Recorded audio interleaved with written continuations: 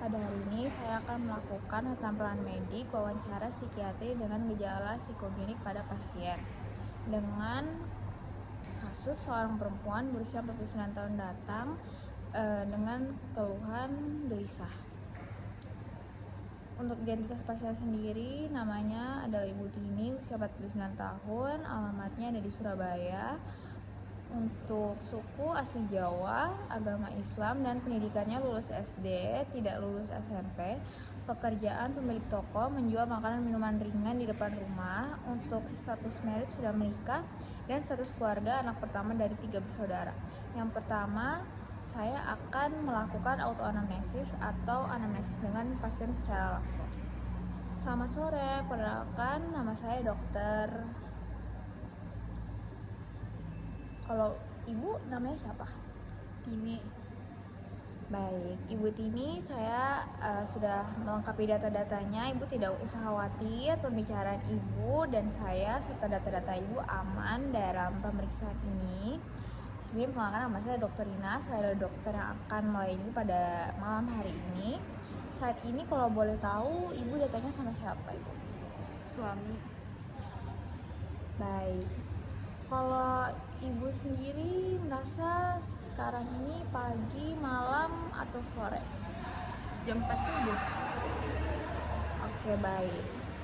Saat ini Ibu berada di mana? Tidak tahu. Baik Ibu, kalau gitu ada yang bisa saya bantu nggak, Bu? Saya sedang emosi. Kalau boleh tahu emosinya kenapa, Ibu? Tidak tahu. Sekarang orang yang buat saya emosi tidak ada. Iya, Bu, tapi kalau boleh tahu apa yang buat Ibu emosi? Saya emosi, sedih juga. Semua adik kakak saya nggak ada yang mau merawat ayah saya yang sedang sakit.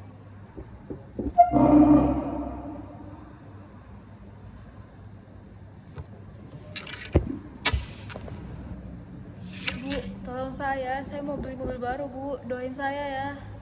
Baik Ibu, kalau gitu sekarang apa gitu yang Ibu pikirkan? Saya memikirkan kenapa semua orang jahat ke saya, padahal saya sudah melakukan semuanya buat orang lain. Saya tidak pernah melakukan perbuatan jahat ke orang lain. Baik, jadi Ibu tuh ngerasa kayak orang lain jahat gitu ya, Bu. Kalau gitu apa yang sekarang Ibu rasakan? Nggak tahu, pusing kepala saya, sudah tidak bisa mikir lagi. Mungkin Ibu bisa jelaskan pusing di kepala bagian mana gitu, Bu. Bagaimana rasanya, sejak kapan? Pokoknya kepala saya pusing, Dok. Cekot-cekot, sudahlah, saya nggak tahu, nggak bisa mikir. Kalau boleh tahu, akhir-akhir itu Ibu ada dengar suara-suara gitu nggak, Bu, di telinga Ibu? Iya, Sejak kapan, Bu, kalau boleh tahu? ya sekitar semingguan. Apa yang dikatakan? Astagfirullah, la ilaha illallah. Itu terus diulang-ulang. Kalau suara lain ada dengar nggak, Bu? Misal meminta Ibu melakukan sesuatu gitu. Tidak ada. Akhir-akhir ini saya juga sering ketemu kakak saya. Dia naik kereta kuda. Terus kemarin juga ketemu Mbah Bandi, Mbak Bandi itu siapa, Bu? tetangga saya. Oh, tetangganya, Bu. Berarti Ibu udah kenal Bu, saya lapar.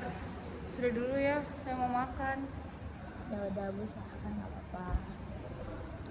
Baik, karena pasien tidak ingin ditanya lebih lanjut, selanjutnya saya akan melakukan heteroanamnesis dengan suami pasien. Untuk hasil dari heteroanamnesis ini, suami pasien mengatakan pasien sulit tidur sejak 1 bulan. Pasien baru bisa tidur jika di atas jam 11 malam dan keluhan sulit tidur memberat sejak 1 minggu ini. Awalnya dikarenakan sempat cekcok dengan kakak tirinya.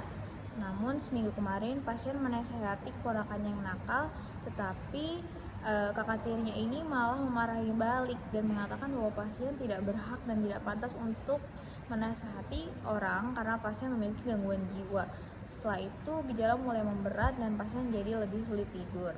Selalu tidur di atas jam 12 dan jika belum tidur, pasien mondar-mandir di dalam rumah sambil mengerjakan apa saja yang bisa dikerjakan seperti beres-beres walau sudah bersih, merapikan barang dagangannya. Pasien juga semingguan ini menjadi mudah marah dan sering ngomel. Semingguan ini pasien juga sering belanja hal-hal yang tidak penting dan terkadang meminta barang mewah dan memiliki ingin dan ingin memiliki mobil baru, dan jika memiliki uang, uangnya akan dibagi ke orang sekitar dan dibelanjakan. Ketika ditanyakan tentang pasien yang memiliki sosok Mbah Bahdi, keluarga mengatakan bahwa itu adalah tetangga yang baru saja meninggal. Suami mengatakan pasien memang bekerja di tokonya sendiri sebagai penjual, hanya dibantu dalam hal angkat saja. Suami pasien mengatakan pasien tidak bisa bekerja menjadi ibu rumah tangga dengan cukup baik. Sebelumnya pasien adalah tipe orang yang periang, selalu ceria dan terbuka bila ada masalah kepada suaminya. Untuk riwayat psikiatri sebelumnya, pasien pertama kali mengalami gangguan jiwa tahun 1993, di mana saat itu pasien berumur 18 tahun dan tidak pernah periksa ataupun opname pada saat itu. Namun pertama kali diperiksa dan opname pada tahun 95, dan opname yang kedua pada tahun 97, dan terakhir opname tahun 2008. Setelah opname, pasien hanya 2 kali kontrol dan menghentikan minum obat karena menurut pasien dan keluarga sudah sehat dan kembali seperti semula. Di antara periode opname, kondisi pasien bisa bekerja seperti biasa dan tidak ada gangguan relasi dengan orang lain. Untuk riwayat medis tidak ditemukan, dan riwayat penyakit keluarga tidak ada yang mengalami gangguan jiwa serupa.